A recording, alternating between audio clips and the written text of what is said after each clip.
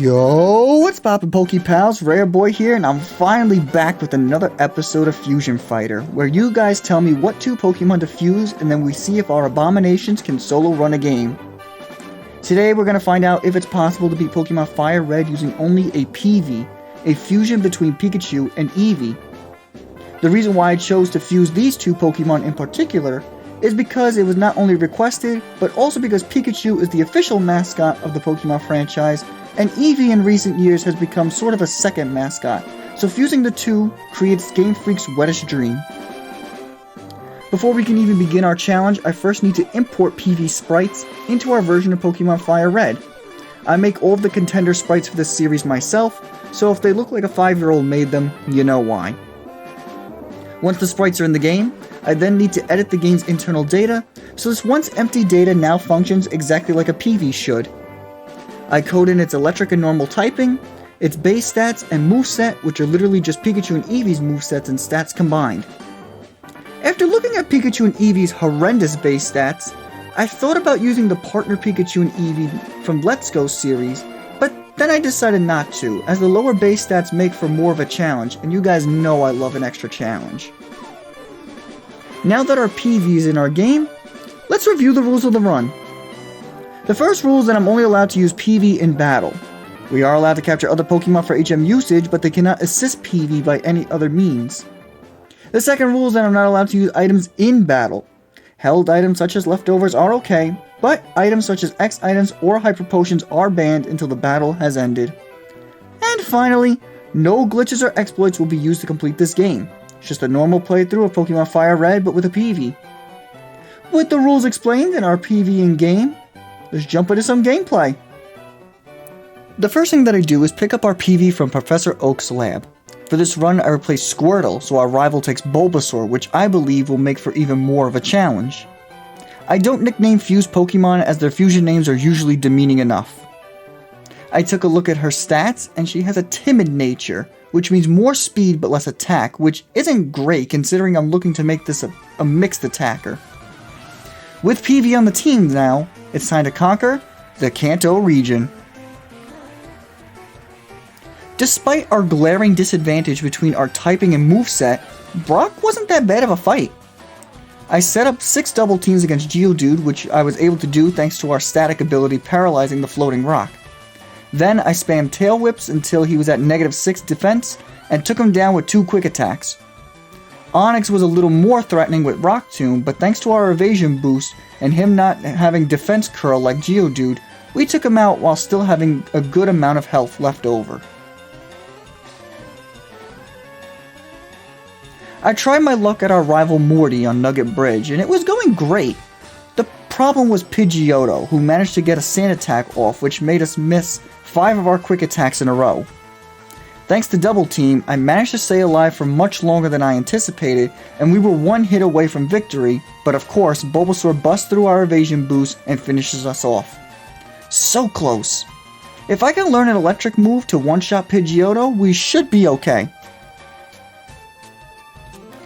At level 26, Peevee gets its first offensive electric move in Thunderbolt, which completely turns the tide of this battle. I also set up on Abra this time around to avoid any unnecessary damage before Bulbasaur, who was unable to hit us thanks to the evasion boost and the 2 tail whips, which were enough to OHKO him with quick attack. Next up is Misty, and as you can imagine, she wasn't an issue.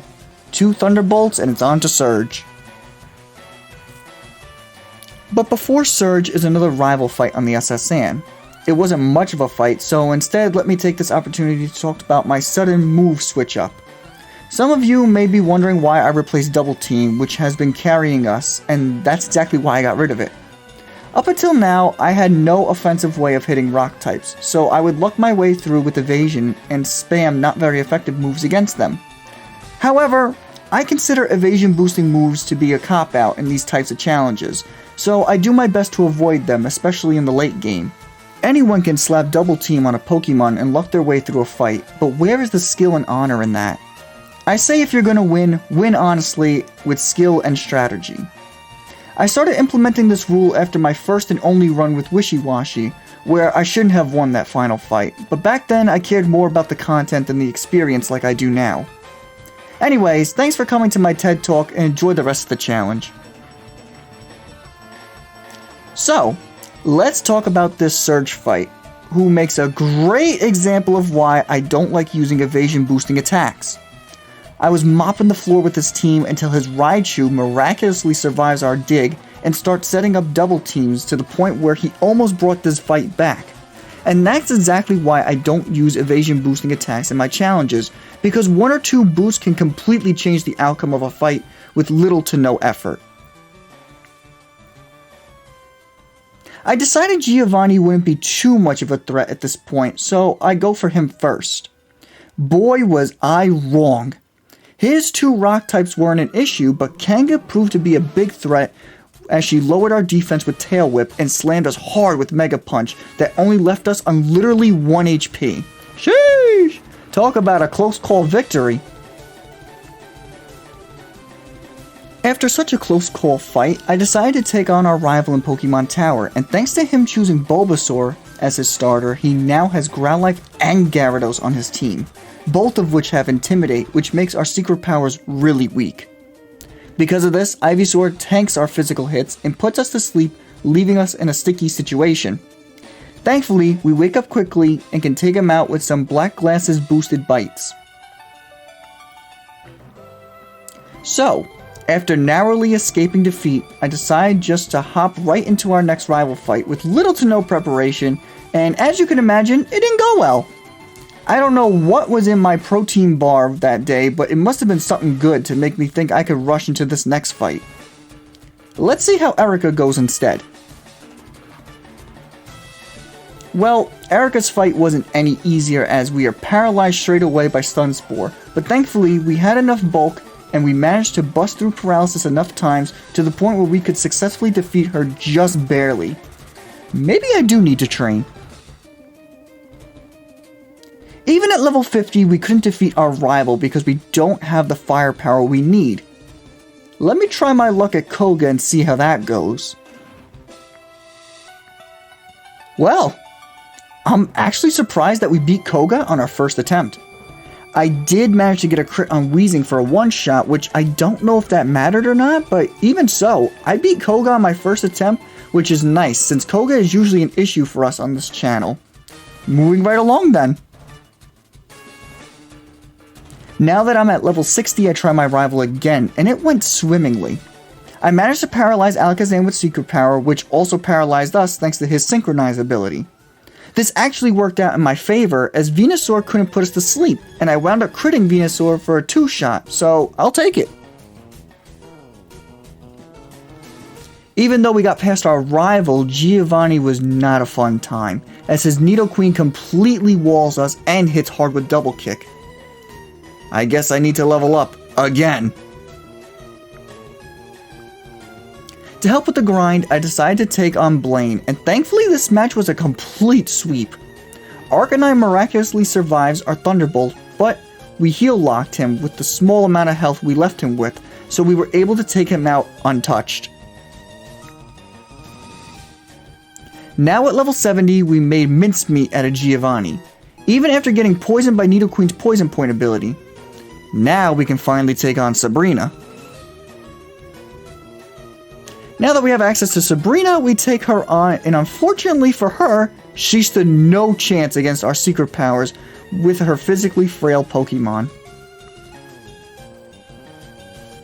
Giovanni's fight was going beautifully, until I forgot all of his Pokemon have Earthquake, and he caught poor Peevee underground for double damage, completely depleting our health bar.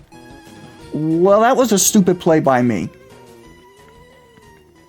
I tried this fight again at level 80, and we did better damage-wise, but we are still just shy of OHKOing Nidoking, as the residual damage from Poison Point eventually whittles us down. Maybe at level 85 we'll secure the victory? Finally, at level 85, we have the damage we need to outmuscle Giovanni's team. Phew! If it took this long to take out Giovanni, I'm starting to get nervous about the Elite Four, especially Bruno. Before them though is one final rival fight before he is champion, and to my absolute surprise, he didn't even pose a threat to our Peevee. I'm not hopeful that the final fight against him will go as smoothly, but hey, I'll take an easy win when I can get one. So here's what our stats are looking like at level 86, and these aren't bad, I gotta say, compared to other Pokemon we've used on this channel. I also used the Move Tutor and Victory Road to replace Secret Power with Double Edge, as I feel the extra power is going to be necessary. Let's see if we can defeat the Elite Four at this point. First up is Lorelei, and unfortunately for her, a majority of her team is weak to Thunderbolt, so we completely mopped the floor with her team. So far so good. Up next is Bruno, and he has me worried, as you can imagine, with his plethora of fighting types as well as ground types. I was also surprised that we couldn't OHKO any of his Pokemon. I thought for sure we could take out Onix with one bite, but no. Am I gonna have to make the plunge now? I tried this fight again at level 95 as I want to try and beat this challenge before 100, and we still can't OHKO Machamp. But thankfully, he just went for Rock Tomb and not Cross Chop, or else we probably would have lost yet again. Next up is Agatha, so let's see how that goes. Thankfully, Agatha wasn't an issue, as our Black Glasses boosted bites were actually enough to take out her nasty ghost types with one hit each. Well, that went smoothly. On to Lance. Lance isn't an issue, but his Dragonite certainly has me worried, as I don't have a direct answer for it. We managed to luck out though, as we crit Dragonite with our Thunderbolt to one-shot it on our first attempt, which is bananas if you ask me. Okay, all that's left of the champion, and we can finally close the book on this challenge. Well, the champion certainly put up one hell of a fight for an amazing ending. First, we wound up flinching Rhydon, which was huge because one Earthquake from him would have for sure finished us off. His other Pokemon all dropped with one hit, but then Arcanine came in. He survives our Thunderbolt on a sliver and does good damage to us with Flamethrower. Thankfully, our damage range heal locks him and he wastes all of his full restores on Arcanine as I finally put the Demon Dog down. Last out is Venusaur. I know his only attacking move this late in the game is Solar Beam, so I plan to attack on the turns he charges up and then play around his Solar Beams with Dig, but thankfully it doesn't come down to that as we flinch Venusaur and get a high roll on Double Edge to take him out and finally end this challenge. With this victory, we registered Peevee into the Kanto Hall of Fame. This challenge took me so long to make with me getting my new job and trying to find a good work-life balance, but I'm so happy I was finally able to get this video out to you all, and it was certainly a challenging run to say the least. I know I said in my last Impossible Challenge we'd be doing Galarian, Corsola, and Pokemon Silver to end off the Galar region, but since this video took me so long to make and Scarlet and Violet are finally out, it's time to push that video back and focus more on the next generation of Pokemon. So, for my next Impossible Challenge, we're going to find out if we could beat Pokemon Ruby using the highly requested Lechonk, so be prepared for that video, hopefully coming soon. Anyways, I never know what I'm going to get with these Fusion Fighter challenges, but they are a ton of fun to do, so please, keep requesting them. If you have a Pokemon Fusion in mind, write it down in the comment section, and if I like your Fusion idea and want to do a run with it, I'll heart and pin your comment. Just FYI, I will always use the stronger Pokemon stats, and if you decide to fuse two dual-type Pokemon, I'll most likely be using their primary typing, so please keep that in mind when making fusion suggestions. Also, if your fusion has an evolution, let me know if you want me to evolve your fusion during the run like I did in my Venusaur run. If you don't want to miss any of my other fusion challenges, be sure to subscribe and stay tuned. Also, be sure to leave a like on this video if you enjoyed it, as it helps the YouTube algorithm. This has been your boy Rare Boy, and I'll catch you all in the next one. Peace! Red, white, and blue, yeah, I love this place. Excuse me, did you just watch this video? You must have if you made it this far into the video. And yet you haven't liked, commented, shared, or subscribed. The Rare Boy working very hard on these videos. Please do the man a favor.